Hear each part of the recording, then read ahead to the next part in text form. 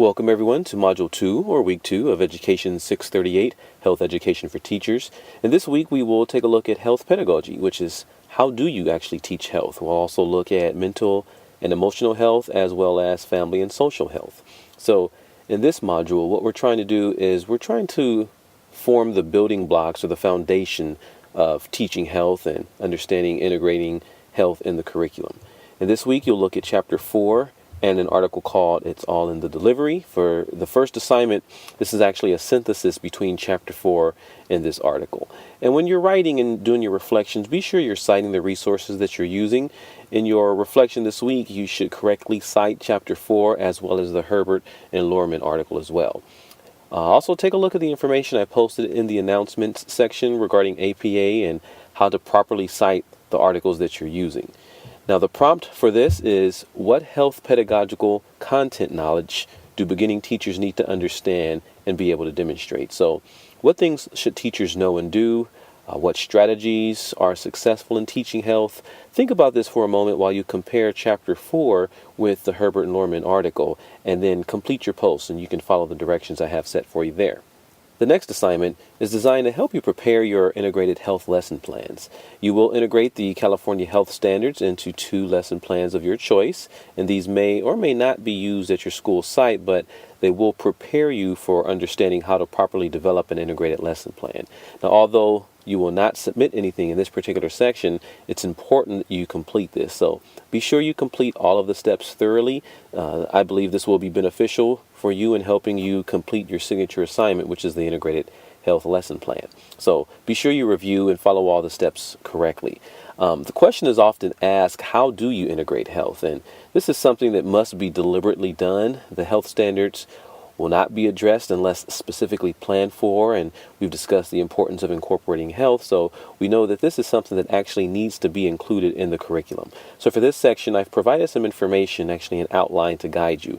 And what I want you to do here is review the Common Core standards and the state standards. Now, if you're teaching K through 6, you have the Common Core standards for ELA and math, but you also have the content standards. If you're a multiple subject candidate, you're going to focus on ELA and math for your grade level. So for all multiple subject candidates, you will create an English language arts or math lesson. If you're not currently teaching or doing student teaching or have one of those placements, you can choose a grade level that you would like to teach, something that's appropriate and applicable to you. And keep in mind that whichever grade level you select, you want to stick with that grade level throughout the class as well as both lessons. If you're a single subject candidate, you're going to review the content standards for your current classroom. If you're teaching English or math, you're going to use the Common Core state standards. If you teach any other subject, PE for example, science, music, or anything other than English or math, you're going to use the literacy standards from the Common Core along with your content standards.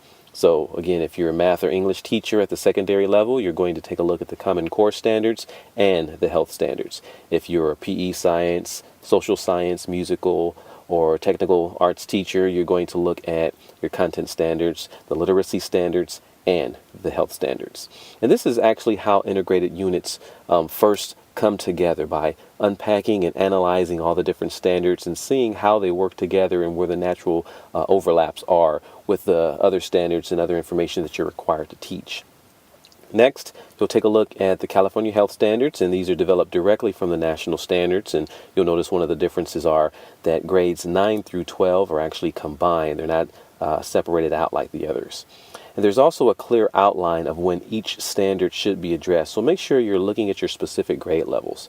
And as you look through the standards, notice any areas that naturally connect with one another or the overlaps. There are some natural links and connections with other standards, but if you're not analyzing each one of those, you'll kind of miss out on that. And this is one of the things that makes an integrated lesson plan so powerful and meaningful. It's when you have a natural alignment between 2 different subjects, and you can effectively enhance both subjects by integrating them and teaching them, giving equal attention to both.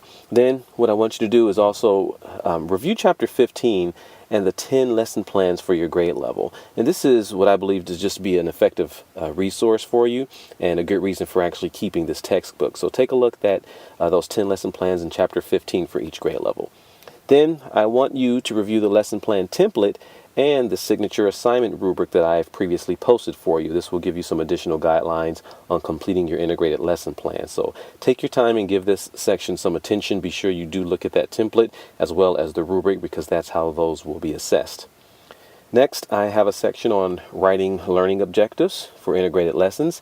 And within this form, there are 6 steps to help you develop your objectives. And although this may seem like a ton of information right now, I do believe that each step is vital. And in this form, your requirements are listed in red. So take a look at each one of those one at a time.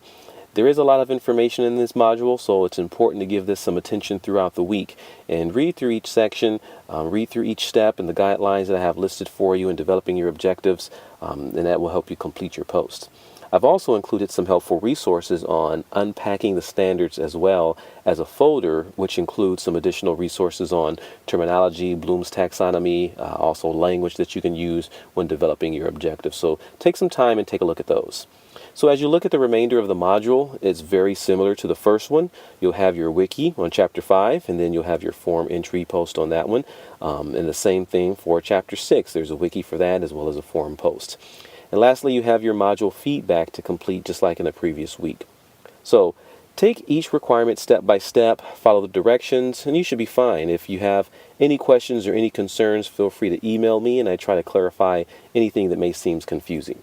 Take care, and we'll see you online.